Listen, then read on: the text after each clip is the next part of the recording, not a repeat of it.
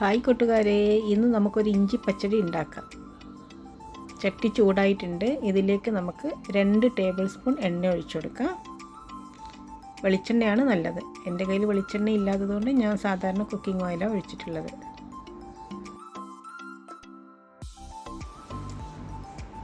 എണ്ണ ചൂടായിട്ടുണ്ട്. ഇതിലേക്ക് നമുക്ക് ഓണിയൻ ഇട്ട് കൊടുക്കാം. ചുവന്ന ഉള്ളിയായിരുന്നു നല്ലത്, പക്ഷേ എൻ്റെ കയ്യിൽ ചുവന്ന ഉള്ളി ഇല്ലാത്തത് കൊണ്ട് ഞാൻ ചെറുതായി കട്ട് ചെയ്ത ഓണിയനാണ് ഇട്ട് കൊടുക്കുന്നത്.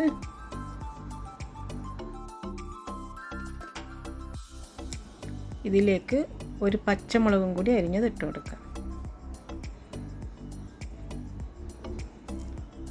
ഇത് നന്നായി ഇളക്കി കൊടുക്കാം.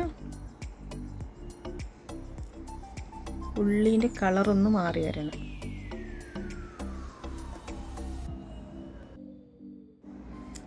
ഉള്ളീൻ്റെ കളറ് മാറി വന്നിട്ടുണ്ട്. ഇതിലേക്ക് ചെറുതായി അരിഞ്ഞു വെച്ച ഒരു കഷ്ണം ഇഞ്ചി ഇട്ട് കൊടുക്കാം.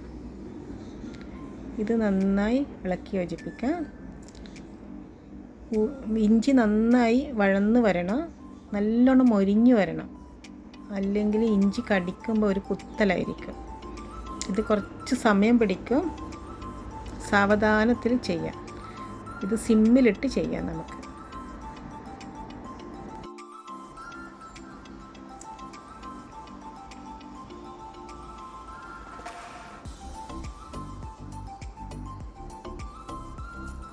ഇഞ്ചി മൊരിഞ്ഞ് വന്നിട്ടുണ്ട്. ഇതിലേക്ക് കുറച്ച് കറിവേപ്പില ഇട്ട് കൊടുക്കാം.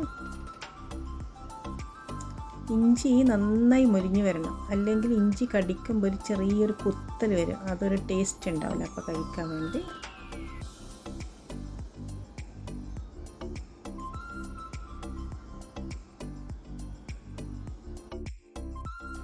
ഇഞ്ചി നന്നായി മൊരിഞ്ഞ് വന്നിട്ടുണ്ട്.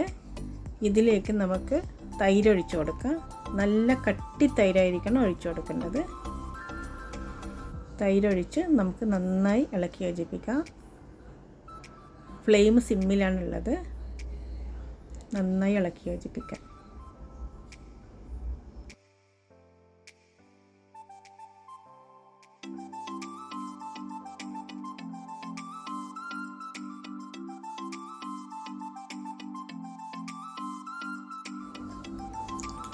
ഇത് നന്നായി ഇളക്കി യോജിപ്പിച്ചിട്ടുണ്ട്. ഇതിലേക്ക് ആവശ്യത്തിന് ഉപ്പിട്ട് കൊടുക്കാം. പിന്നെ നോക്കിയിട്ട് വേണമെങ്കിൽ ഇട്ട് കൊടുക്കാം. നന്നായി ഇളക്കി യോജിപ്പിക്കാം. ഇനി നമുക്കിതിലേക്ക് കടുക് താളിക്കാം. എണ്ണ ചൂടായിട്ടുണ്ട്. ഇതിലേക്ക് കടുക് ഇട്ട് കൊടുക്കാം.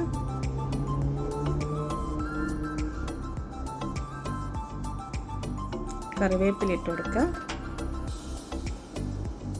വറ്റൽമുളക് ഇതിനി കറിയിലേക്ക് ഒഴിച്ചു കൊടുക്കാം. ഇനി ഇതൊന്ന് അടച്ച് വെക്കാം. ഒരു 10 മിനിറ്റ് കഴിഞ്ഞ് തുറക്കാം. അങ്ങനെ സ്വാദിഷ്ടമായ ഇഞ്ചി പച്ചടി റെഡി ആയിട്ടുണ്ട്. എല്ലാവരും ഇതൊന്ന് ട്രൈ ചെയ്ത് നോക്കണം. വളരെ ഈസിയാണ്, നല്ല ടേസ്റ്റും കൂടിയാണ്.